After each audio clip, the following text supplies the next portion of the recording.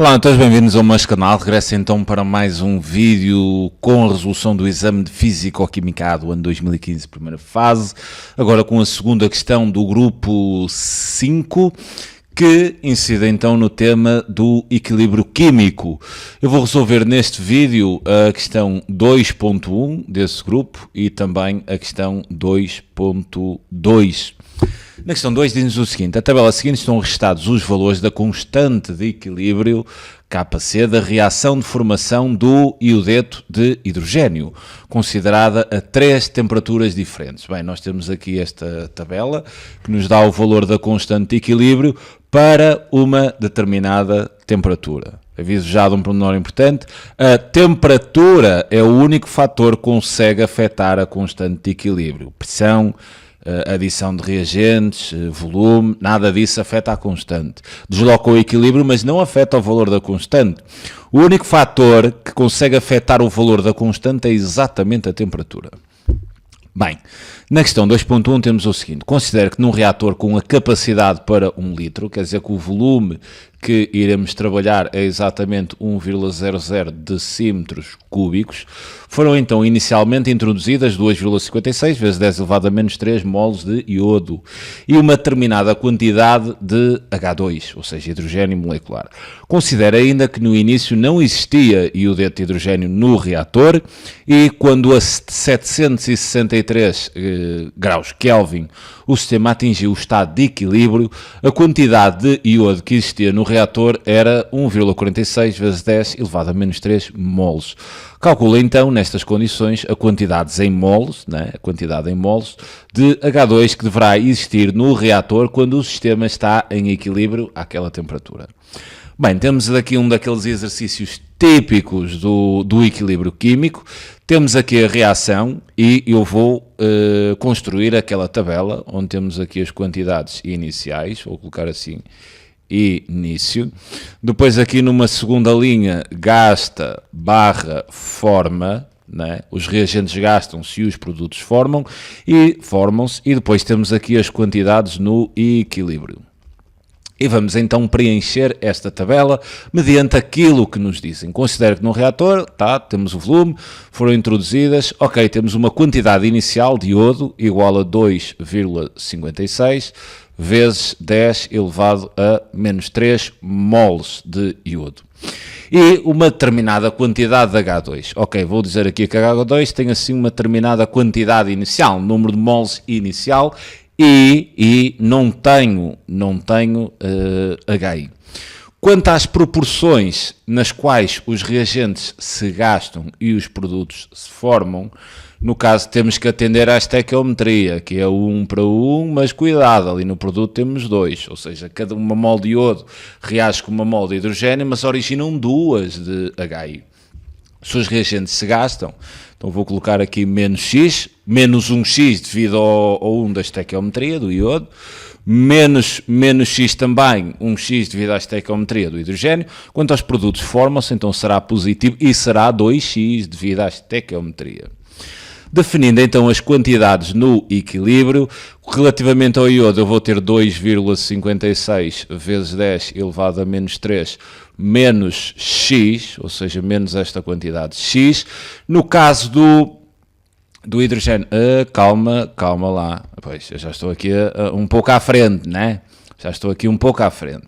Dizem-me aqui ainda, isto é importante, que quando naquela temperatura o sistema atingiu o equilíbrio, a quantidade de iodo que existia no reator, isto é a quantidade que há de ficar no equilíbrio, é a quantidade de iodo que resta no reator, é a quantidade de iodo no equilíbrio, representa então 1,46 vezes 10 elevado a menos 3 moles.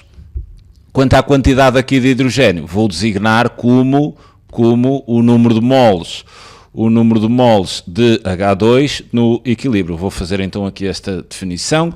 Quanto à quantidade de iodeto de hidrogênio no equilíbrio, será exatamente igual a 2x. Agora eu tenho que arranjar aqui uma forma, o que eles me pedem aqui é que calcule esta quantidade, né? Ou seja, o número de moles de hidrogênio no instante, né, do equilíbrio a esta temperatura. Bem, antes de me atirar já para a constante de equilíbrio, eu vou determinar o valor deste x, porque eu tenho informações que me permitem determinar. Porque eu sei que a quantidade, ou seja, eu sei que o número de moles no equilíbrio de iodo é exatamente igual ao número de moles no início de iodo, menos a quantidade de iodo que se gastou. Ou seja, a quantidade inicial que eu tinha de iodo menos aquela que se gastou é exatamente igual àquela quantidade que sobrou.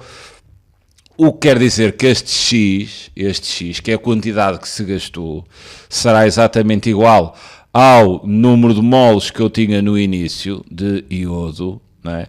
Menos o número de moles que restaram na fase de equilíbrio, obviamente falando do iodo.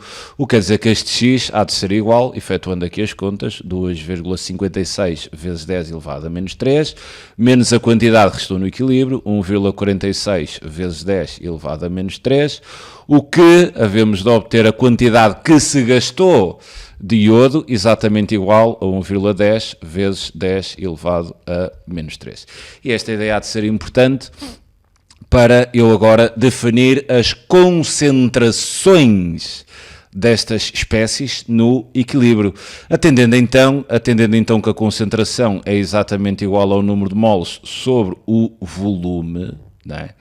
E atendendo a que eu estou com um volume de 1 decímetro cúbico, a concentração de iodo na fase de equilíbrio será então igual ao número de moles de iodo que eu tenho no equilíbrio, 1,46 vezes 10 elevado a menos 3 moles, isto a dividir então por 1 decímetro cúbico, né? E então teria isto em moles por decímetro cúbico. Vou ter então uma quantidade de hidrogênio no equilíbrio exatamente igual àquela quantidade que é o que o exercício nos pede, ou seja, o número de moles no equilíbrio de H2 a dividir então por 1 decímetro cúbico, isto em moles por decímetro cúbico, e vou ter ainda uma concentração de iodeto de hidrogênio na fase de equilíbrio exatamente igual ao dobro de x, não é? Ou seja, vou ter o dobro, né? Se x é igual a 1,10, 2x há de ser 2,20 vezes 10 elevado a menos 3, isto sobre 1 moles por decímetro cúbico. Bem, tendo então aqui as concentrações das espécies no equilíbrio, para eu determinar esta incógnita, eu vou trabalhar a ideia da constante de equilíbrio. Não é? E vou passar aqui para o slide seguinte. Eu tenho aqui I2 mais H2, assim, numa reação irreversível, peço desculpa, originar iodeto de hidrogênio. Bem, a constante de equilíbrio é então dada pelo quociente entre o produto das concentrações dos produtos da reação, neste caso apenas temos a concentração de iodeto de hidrogênio no equilíbrio elevada ao respectivo coeficiente estequiométrico, a dividir pelo produto entre as concentrações dos reagentes na fase de equilíbrio, elevadas aos respectivos coeficientes estequiométricos, neste caso é de 1 para 1, ou seja, o expoente aqui seria 1. Então, vezes a concentração de H2, isto na fase de equilíbrio. O que eu quero aqui determinar, né, é esta concentração de H2 no equilíbrio.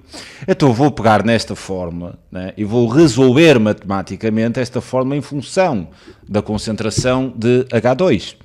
O que é bastante simples, né, porque está a dividir, passava a multiplicar e a constante de equilíbrio passaria então a dividir. Ou seja, a concentração de H2 na fase de equilíbrio é exatamente igual à concentração de HI ao quadrado na fase de equilíbrio, a dividir pela constante de equilíbrio vezes a concentração de iodo na fase de equilíbrio. Isto agora é só uma questão puramente de cálculo. Eu tenho aqui a concentração de HI no equilíbrio, a concentração de HI é esta, né? 2,20 vezes 10 elevado a menos 3, 2,20 vezes 10 elevado a menos 3, tudo elevado ao quadrado, né? Tudo elevado ao quadrado, a dividir pelo valor da constante de equilíbrio, que para esta temperatura de 763 Kelvin, a constante de equilíbrio é 46, então ok, vou colocar aqui 46, vezes a concentração de iodo no equilíbrio, que está aqui definida, que são 1,46 vezes 10 elevado a menos 3 mols por decímetro cúbico. 46 vezes 10 elevado a menos 3. Constante de equilíbrio é adimensional, né? Constante de equilíbrio não tem unidades, as concentrações já sim. Ou seja, a concentração de H2 na fase de equilíbrio, efetuando então os cálculos, isto daria 7,21 vezes 10 elevado a menos 5 mols por decímetro cúbico. Como eu queria exatamente a quantidade química de H2, ou seja, o número de mols, e como eu sei que a concentração é exatamente igual ao número de mols, e estamos a falar de uma concentração no equilíbrio, há de ser o número de mols na fase de equilíbrio a dividir pelo volume, né? E como o volume é igual a 1, então daqui tenho que o número de mols de hidrogênio no equilíbrio são exatamente 7,21 vezes 10 elevado a menos 3 mols. E teríamos então aqui o problema resolvido. Exato. Querem a quantidade? Está feito. Bem, passemos então agora à segunda questão. Na segunda questão dizem-nos o seguinte: compara a energia absorvida na quebra das ligações com a energia libertada no estabelecimento das ligações. Isto tem a ver com a entalpia da reação. Ou seja, para que esta reação aconteça, é necessário quebrar as ligações aqui das moléculas nos reagentes, pois os átomos ficam todos soltinhos, e para formar os produtos é necessário que eles se reorganizem, se liguem de outra maneira. Obviamente, para quebrar as ligações e para formar as ligações é necessário energia, né? Agora, como é que nós avaliamos esta ideia? Nós vamos ter que trabalhar aqui, ou olhar para esta tabela e perceber o que é que acontece à constante de equilíbrio quando a temperatura, por exemplo, aumenta. E olhando assim aqui para a tabela, quando a temperatura aumenta, a constante de equilíbrio, reparem que a temperatura aumenta, a constante de equilíbrio diminui, não é? E isto há de ser suficiente para nós respondermos a esta questão. Porque reparem nisto. A constante de equilíbrio será então igual à concentração de iodeto de hidrogênio no equilíbrio ao quadrado, a dividir então pela concentração de iodo, isto na fase de equilíbrio, vezes a concentração de hidrogênio também na fase de equilíbrio. Se a constante de equilíbrio diminui, né? Se a constante de equilíbrio diminui, e nós estamos perante uma fração, para uma fração diminuir o seu valor, é necessário que o denominador aumente. Peço desculpa. É necessário que exatamente. Para isso da minha parte, peço desculpa. Para a fração toda diminuir, é necessário que o numerador diminua, né, e o denominador aumente. O que isto quer dizer que se a constante de equilíbrio diminuiu, nós estamos a formar mais reagentes e a ficar com menor, está a diminuir a concentração do produto. O que quer dizer que se a constante de equilíbrio diminuiu, a reação está-se a movimentar no sentido inverso, está a ser subcarregada, o aumento da temperatura está a conduzir a reação a deslocar-se no sentido inverso. E o que é que isto implica? Segundo o Le Chatelier, quando se aumenta a temperatura, né, segundo o princípio de Chatelier, que é quando fazemos uma perturbação um sistema em equilíbrio, ele evolui sempre no sentido de contrariar esse aumento, ou contrariar essa perturbação. Se aumentamos a temperatura, apelando então a este princípio de Chatelier, o sistema terá de evoluir no sentido de absorver essa temperatura que aumentou, de modo a reequilibrar o sistema. Por isso é que sempre que aumentamos a temperatura, a reação evolui no sentido endotérmico.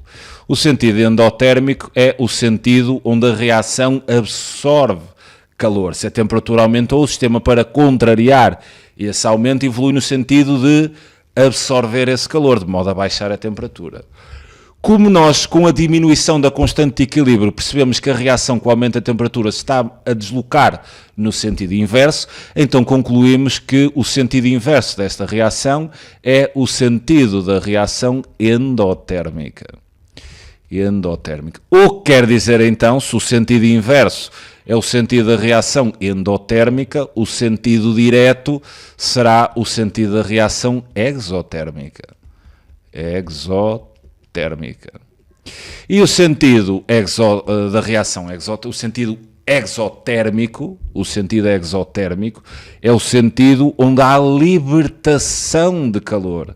Sentido endotérmico, há uma absorção de calor. Sentido exotérmico, há uma libertação de calor. O que quer dizer que esta reação, no sentido direto, é exotérmica. O que isto implica que a entalpia da reação seja negativa. Ou seja, esta reação, no sentido direto, liberta mais energia do que absorve. Se a energia absorvida aqui nos reagentes é a energia necessária para criar as ligações e a energia libertada é aquela que se liberta quando se formam os produtos, se nós sabemos que a entalpia é negativa, então isto concluímos que esta reação, no sentido direto, é uma reação que liberta mais calor do que absorve. Ok? E esta é a ideia. Eu aqui só estabeleci um raciocínio. Agora, a nível de resposta, eu fiz assim uma resposta à parte, assim um textinho para vocês colocarem. Cá de ser aqui uma ideia deste género. Nós aqui fizemos o raciocínio, né? E aqui seria assim um exemplo de resposta que vocês colocariam na vossa prova. A constante de equilíbrio diminui com o aumento da temperatura, isto constatamos na tabela. Logo, a concentração do produto está a diminuir, né? E a concentração dos reagentes aumentar, pelo que a reação no sentido inverso é favorecida. Deste modo, pode concluir-se então que a reação inversa é endotérmica e a reação direta é exotérmica. Assim, podemos concluir que a energia absorvida na quebra das ligações é inferior, né? É inferior à energia que é libertada na formação dos produtos, porque a variação de entalpia é negativa devido à reação ser exotérmica. Exotérmica é uma reação que liberta mais energia do que absorve. O que quer dizer que estamos a libertar mais energia do que aquela que está a ser na formação dos produtos, do que aquela que é absorvida para quebrar as ligações nos reagentes. Fico-me então por aqui, é sempre um prazer ajudar. Ficaremos então para o último grupo do exame, que vai cair nas reações ácido-base, e com isso terminamos a resolução deste exame da primeira fase e depois farei ainda o da segunda. Então, até já.